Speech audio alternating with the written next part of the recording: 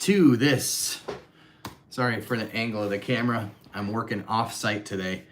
But welcome to this 2024 quarter two Novo Nordisk earnings call recap. Welcome. Good to have you all here with me today. Drop an N in the chat if you're new to the channel. Welcome. We cover all things obesity and diabetes medication here, including earnings calls for the big ones, right, in the space. That's going to be Eli Lilly and Novo Nordisk currently. We're going to go over the most uninspiring earnings call that I've sat in on to date, but there is news in here, baked in here, and lots of insights that we can glean. Again, this is more from the user perspective. Hi, Alice. This is more from the patient perspective, like how this impacts patients, more so than it does investors, but certainly if you're an investor, there's tons to glean from this channel as we cover just what's going on in the, especially incretin mimetic space, but obviously an emphasis on Lilly and Novo here. So welcome. We're going to go over the 2024 quarter two earnings call from Novo Nordisk. We cover the financials, some of the clinical trial updates and key dates that they report there, and the supply as well, because those are the ones that affect users the most. You're welcome, Kimberly. Welcome, Lil Chi. Thank you for being here. Make sure you hit that thumbs up button. It'll help everybody see this. Share it with 10 of your best friends. Rudy, how are you today? So let's get into it. The financials, first of all, was a rare miss for Novo Nordisk on the financial end. Wegovy and Ozempic both missed sales expectations. And so in response to that, Novo Nordisk has lowered profit expectations based upon lower realized prices for their GLP-1 franchise, right? So they're not making it as much money on the prescriptions, largely driven by competition. Obviously, when Zepbound hit the market and MOUNJARO, they're both at a cheaper price point. You're welcome, Michael. Welcome, Ray and Rudy. Thank you for being here with me this morning. Novo did slightly raise sales expectations due to an increase in supply, and they're not expecting that their sales numbers are going to be impeded at all by their competition, rather, a driving down of the price of the market, which is good for us as consumers. Hi, Gina, how are you today? Novo announced that they're serving over 42 million patients with diabetes and obesity, and their goal is to hit a third of the diabetes market, the total diabetes market, which is just incredible. They are definitely focusing on scaling and making money in volume by basically touching a good chunk of the market, which they already are.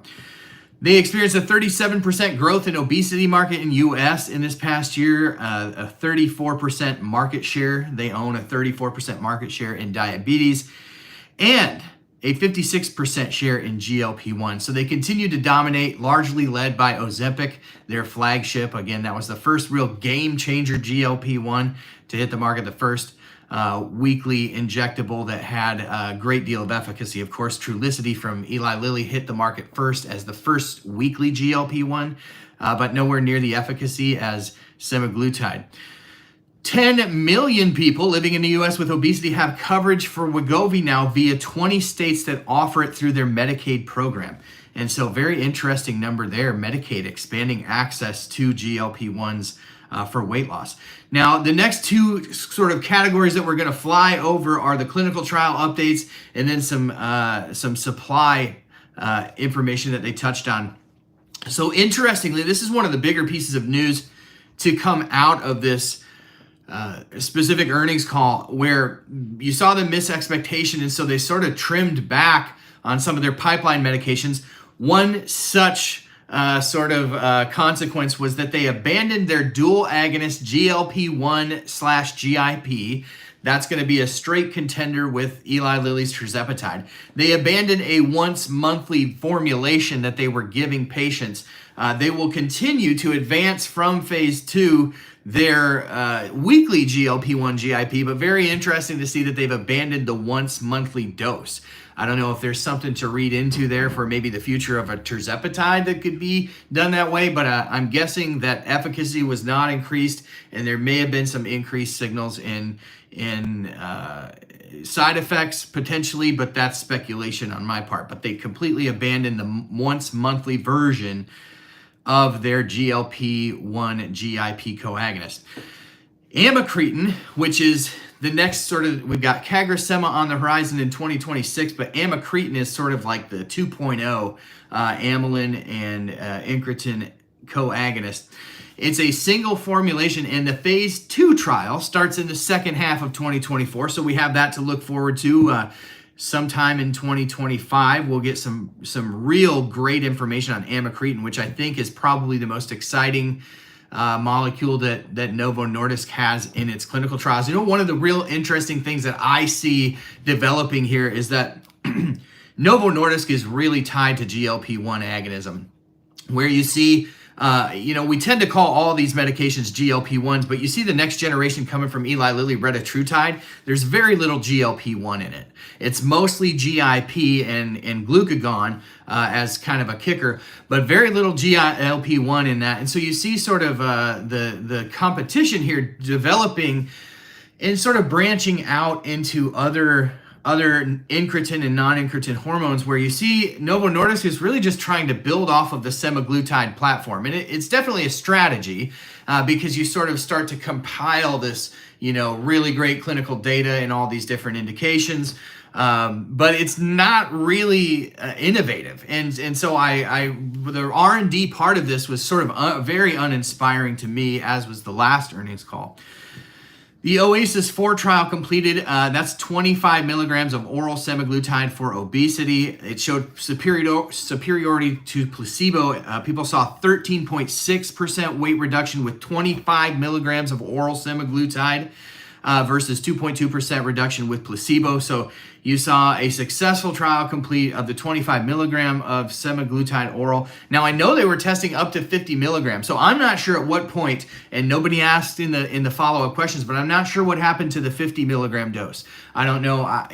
We've talked and hypothesized on this channel, and we'll get into it a little bit later, that it's just too much API, right? Because kind of a little bit later on in the earnings call, they basically said that the release of 25 milligram oral is going to depend on their pipeline prioritization, as well as just their raw ability to manufacture that much API. Of course, they have another technology called SNAC and SNAC, which is sort of it combines a small molecule element to increase the bioavailability of these peptides when consumed orally. That technology they're really exploring, and so hopefully that proves to be helpful. So a smaller amount of the API would be required because of increased bioavailability. But just not really feeling super great about seeing the uptick in the dose of oral Rybelsus anytime soon. It seems like they've sort of backed off that as something that they're really pushing hard right now. So we'll have to see on that one. Continuing on, release the select trial label expansion for Wegovy that showed a 20% MACE reduction. Obviously, we saw the addition of Wegovy to Medicare because of that. But their STEP trial, the heart failure with preserved ejection fraction study, they've actually pulled the trial results for the time being this is another sort of breaking news thing. Hi, Thomas. Hey, Andrea. How are you today?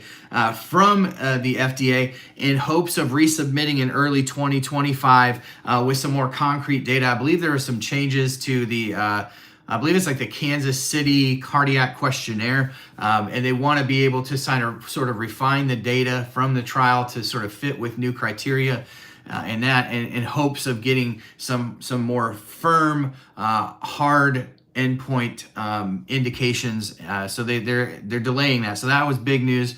You've seen a pretty big drop in their stock today, both on the missed expectations. I think that was people were sort of blindsided by the removal of that information from the FDA, seeking those endpoint approvals. So we'll see more in 2025 on that one.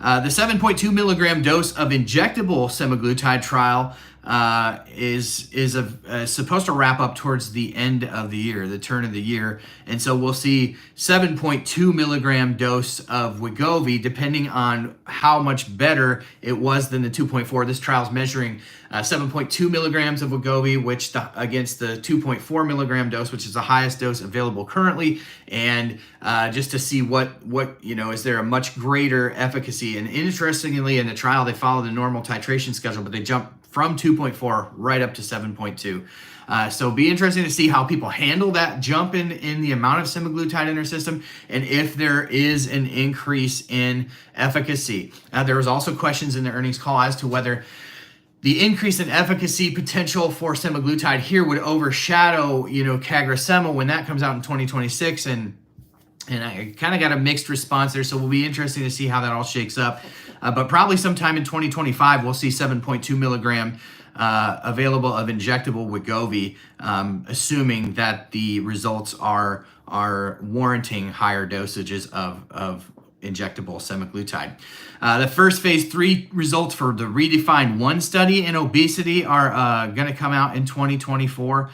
Phase 3 readout of the Essence trial, which measures 2.4 semaglutide in MASH. We should get some readouts on that this year. That's exciting. Monlunabant, which is, when we talk about innovation, this is one that, definitely falls in the innovation category, but it's a cannabinoid receptor antagonist, or inverted agonist, they call it.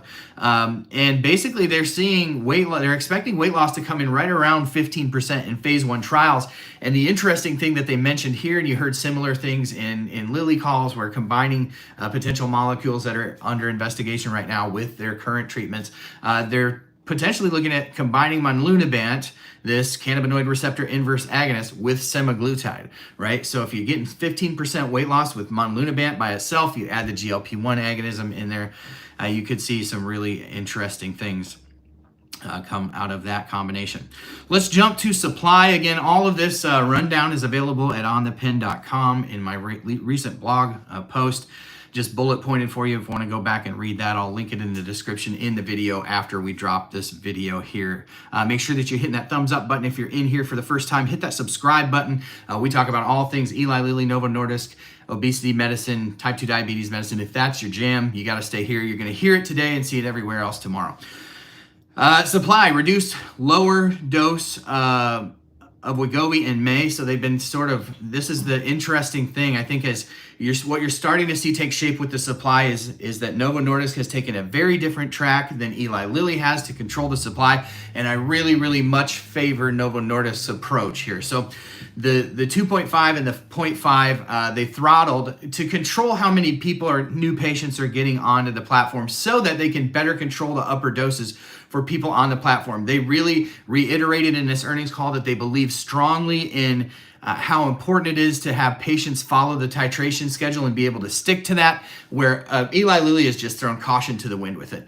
So Novo Nordisk is being very intentional. They announced that they will continue to sort of throttle the 0.25 dose throughout the remainder of this year to help control the upper dose supply. So put Novo Nordisk in the chat if you believe in their approach over Eli Lilly's, who is just like, they don't care. They seem to prioritize the starter dose to get people on it.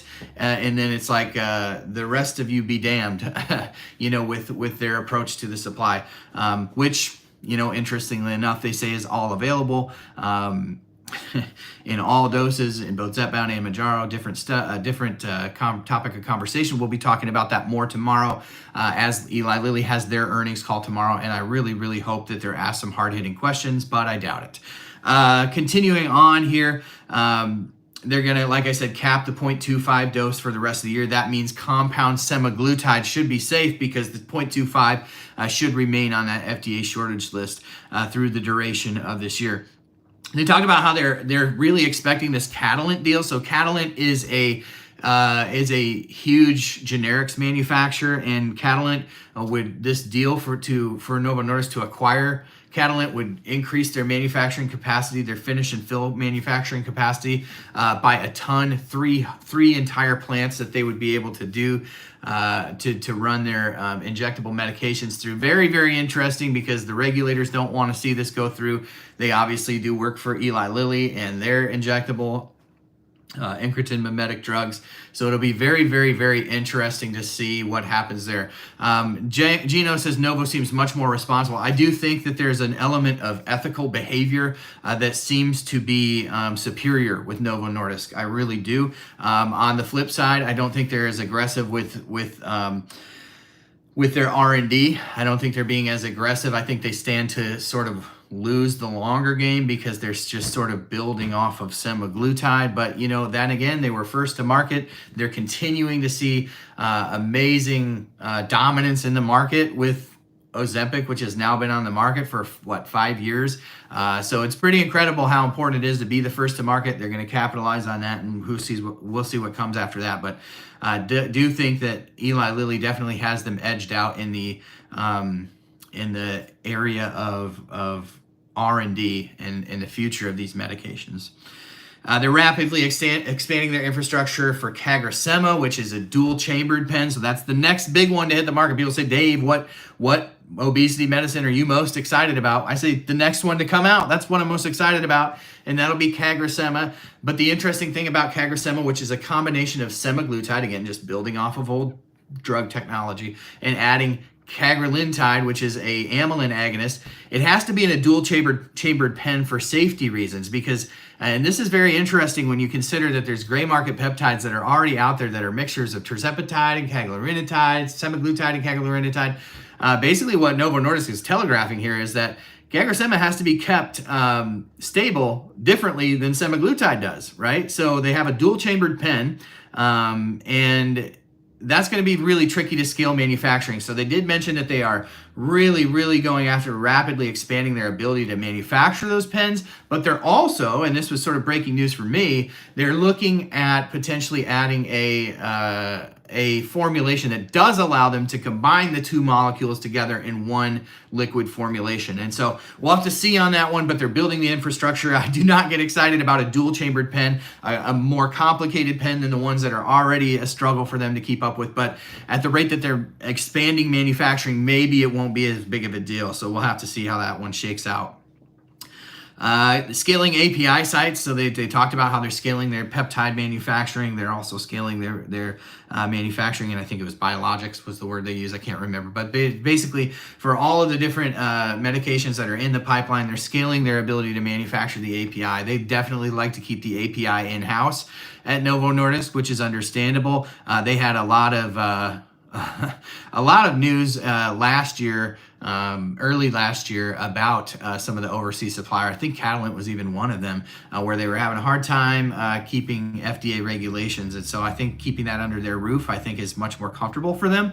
And anybody dealing with some intellectual property, I think the preference would always be to control that manufacturing so that you can sort of protect the brand, right? Hey, there's 66 people in here. If you could hit that thumbs up button as you're coming in here, hit the subscribe button if you like information about type 2 diabetes, obesity medicine, Lilly, Novo, if you're investors in those, Viking Therapeutics, Amgen, you're going to want to make sure that you subscribe to the channel here because we're going to give you updates in real time, right? That's the thing that we do best here. We're going to give you the news today that other creators will be talking about tomorrow, the next day, next week. You can get it here first. We cover it very, very close here. Again, everything that we talked about today available at onthepen.com in today's article. I'll definitely embed this video in there. If anyone has any questions about today's earnings calls or wanted any more color commentary around it, drop it in the chat now. As I said, tomorrow will be the Eli Lilly earnings call. We'll be back here again doing the same thing where we'll be talking about Eli Lilly. And I'm hoping for some answers on how exactly they can justify putting all the doses out of FDA shortage. I'm hoping that we'll hear that they're going to release Zepbound or MOUNJARO in a different presentation. Hashtag release the vials. Hashtag report the shortage is the other thing that we're talking about here. So make sure that you go to the FDA website and report your shortages when you experience shortages for Zepbound and MOUNJARO, so that the FDA is getting the picture from the patients as well, right? They're getting the corporate side of it from Eli Lilly, but they need to be hearing our story too. Use hashtag report the shortage when you're making videos, if you're a content creator, or if you're watching other videos somewhere else. Put hashtag report the shortage. It is so important that people understand that you can go directly to the FDA website, you can report your shortage, and they need to be hearing that. You can also go to the Row Tracker tool. Just do a Google search for GLP-1 supply tracker. Click on that. It's going to take you to Row's website, where you can report where you're finding or not finding your medicine. And if you are not finding your medicine, they will report those findings to the FDA also. And so using either one of those two methods, whichever you're most comfortable with, I really would highly recommend that you are reporting your shortages and the issues that you're dealing with, so that the FDA is getting a fuller picture. Thank you for being here. Thank you for being the best part of what I do at On the Pen. We couldn't do it without you. We wouldn't do it without you.